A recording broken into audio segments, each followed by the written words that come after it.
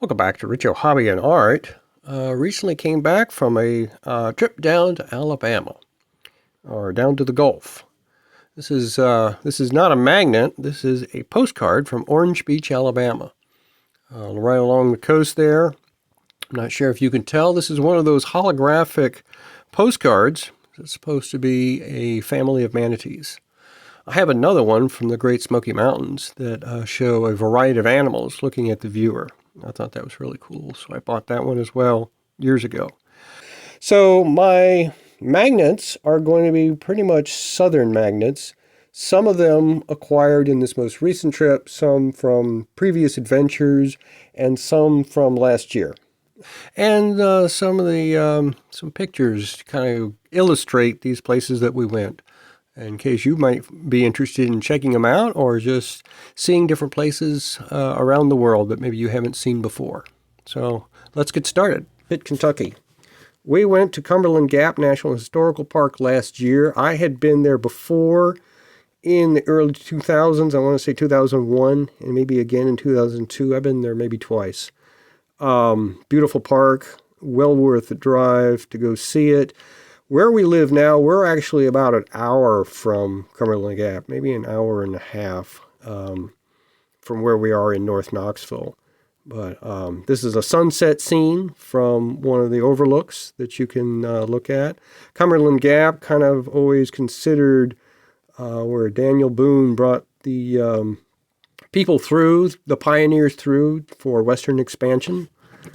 And so, of course, here it goes. There's a whole, at Cumberland Gap National Historic Park, the first great gateway to the West. Visitors follow the American bison, the Native American, the long hunter, the pioneer, all of whom traveled this route through the mountains into the wilderness of Kentucky. Modern-day explorers and travelers stand in awe at this gateway and the many miles of trails and scenic features found in the park. So there it explains exactly what's going on. Not all magnets do that. But this one does, so that's a pretty cool feature. Okay, now on to, well, let's see, let's do one more. This is a Tennessee. This is the Lost Sea Adventure. Lost Sea Adventure is the largest underground lake in a cave in North America. There's one in Africa that's actually larger, but I believe this is definitely the largest in North America. It is very cool. So you walk down into this cave. So it's a normal cave tour, and you see all the things you see in the cave. And then eventually you get down to the lake. And then you get in a boat, and you get out on the water, which is lit up. And there are fish in there. They've actually introduced rainbow trout into the water. They did it originally to see if the rainbow trout would leave, so they could see where the water, like where it exited.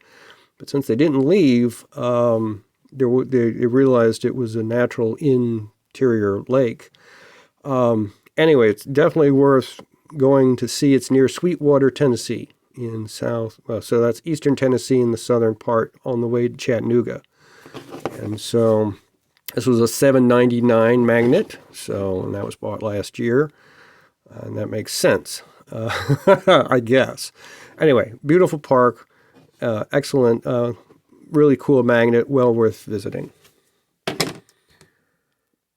All right, let's just pass quickly. When you're on your way down to Alabama, you pass through Georgia very briefly. So here's a very brief look at a magnet from Georgia. This was acquired years ago, and I think it's my wife's magnet.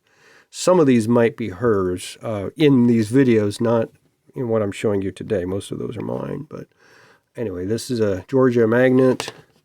Its price tag is long gone, but it shows a lighthouse, a peach, peanuts, and probably what I'm guessing is Atlanta. But having not been there, I don't know. All right, let's head on down to, well, our first stop was in Pensacola, Florida. So here's a Florida magnet, not from this trip. Again, this is predates. This is from a while ago. I've been to several things in Florida, and my wife is from Florida, so that's why she acquired it. So you got the Everglades, the Keys, you got some of the Fort Myers, Orlando, Daytona, St. Augustine, all these different places. I've been to Disney World. I've been to St. Augustine. I think I've driven past Cape Canaveral. I've never actually been there. New Smyrna Beach, I've been up there. That's not even listed here. Pensacola, which we just went to, and Tampa. I've been to Tampa. There, I thought, yes, we do have a magnet for Tampa. Here's a Tampa magnet for Busch Gardens, Tampa Bay. So I had been there several years ago, but that is Tampa Bay you're looking at, not the Gulf. And so I still wanted to go down and see the Gulf. So I was able to do that on this trip. So we went down to, this is the real reason for going to Pensacola for me, to go to the National Naval Aviation Museum in Pensacola, where the Blue Angels hang out. They were actually at our former home, Cherry Point Marine Corps Air Station in New Bern, Havelock area. The same weekend we were at the museum, so we didn't see the Blue Angels while we were there. They were playing a show at Cherry Point. But excellent museum. I had always known it was a very cool museum. I finally got a chance to go there. They have Blue Angels in there. They have all kinds of aircraft from pre-World War II all the way up to modern stuff. They had this really cool Sea Stallion out in the parking lot that I went and checked out after I'd been to the museum. But they had a huge Coronado inside. They had aircraft big and small, all kinds of really cool exhibits. So well worth a trip to go see it if you ever make it down there to Pensacola. The Aviation Museum is actually located on the base, and so we were able to go see that as well as the lighthouse. So that's another lighthouse off my list. The Pensacola Lighthouse is right across the street from the Air Museum, and what was it like? There's a bunch of steps to get to the top. It's the tallest lighthouse on the Gulf, I think, or in Florida. It's not the tallest in Florida. I think it was the tallest on the Gulf, because I think Ponce de Leon is taller, and I've been up to the top of that one. I will check my facts before putting this video out. But so we climbed to the top, took a look out. What a beautiful view that was. And well worth, and once I got to the top of that, we went there on Sunday after going to the Aviation Museum, and I was able to see the Gulf. Now, I went and looked at it 2 other places. I also went to the beach and saw it there, was able to wade out in the water. What clear water that was. I really was surprised at how clear the water is off of basically mainland U.S. But anyway, was able to get into and enjoy the Gulf water.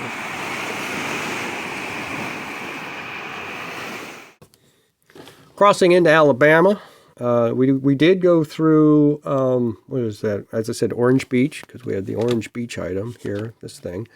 So I went to Perdido Key, Orange Beach, then went up to Mobile and down to Dauphin Island. Dauphin Island has Fort Gaines. This is instrumental in the Civil War with Admiral Farragut coming through. And, he said, damn the torpedoes, full speed ahead. I realize now that the torpedoes he was referring to were what we call mines now, mines in the water. And as they were approaching the blockade, another ship had hit one of those mines and exploded and sunk. And he felt, I guess, the way to get through here was just to heck with the mines, or torpedoes, as they called them, and he went full speed ahead and was able to break through the blockade.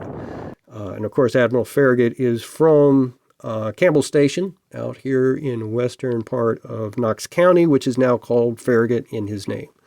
So I had been to his museum last year and learned about him, and now having gone to Fort Gaines, kind of completed that learning experience. I was kind of glad to go there. You can take a ferry from Fort Gaines over to Fort Morgan. We didn't need to do that. One fort is enough. But I was surprised at how close the oil rigs were in Mobile Bay. I thought they were really out to sea, but they were pretty close to land. And you could see them from Fort Gaines, as well as a lighthouse, the Sand Island Lighthouse, and the Gulf. So a third way of seeing the Gulf during my trip.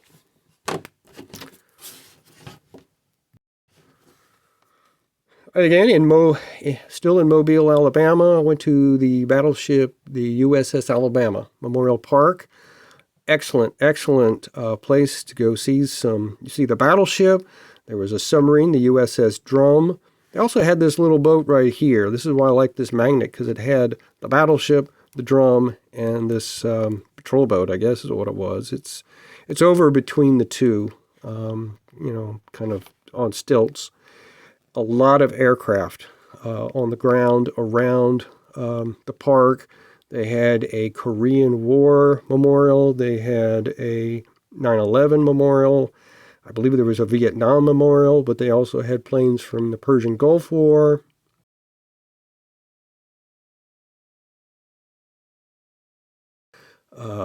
Around, they had tanks. They had all kinds of things at the Battleship Memorial Park, and so well worth a visit. That was really the reason I went to Mobile, is I wanted to see that as well as see Mobile itself, but that was really the highlight. We also went to the National Maritime Museum of the Gulf, and that was very educational. They didn't have much in the way of a gift shop and no magnets, so I didn't buy any. But it was a very well worth a trip to see that, to learn about the Gulf, learn about what the Port of Mobile does, what comes in and out of there. While we were there, they had an let's see what they call it, a U.S. Navy oil refitting ship docked where the cruise lines are usually at. And so it was really cool to see one of those. I had seen aircraft carriers, I have seen battleships, submarines, destroyers, corvettes, cruisers. I had never seen the oil refitting ship, the supply ship that goes with the carrier groups. And then on to Birmingham. So when we rolled into Birmingham, we went straight to the Vulcan statue. The Vulcan statue was created for the 1904 World's Fair, the Louisiana Purchase Fair, I believe it was. He is the world's largest cast iron statue, and it's very, very heavy. And so there was a breakdown inside the museum of just how, where the weight was distributed throughout him. And it also showed the process of how they made him. So the monument and the park, there was a Vulcan trail that we walked on while we were there. There's also the remnants of a mine that you could look into. So there was stuff to see at the Birmingham Vulcan statue. While we were in Birmingham, here's a magnet we got from downtown actually uptown. So this would be uptown Birmingham. We spent a lot of time, a couple days in Birmingham. We went to the zoo, the botanical garden, the art museum. We also went to the Moss Rock Preserve, did some hiking there.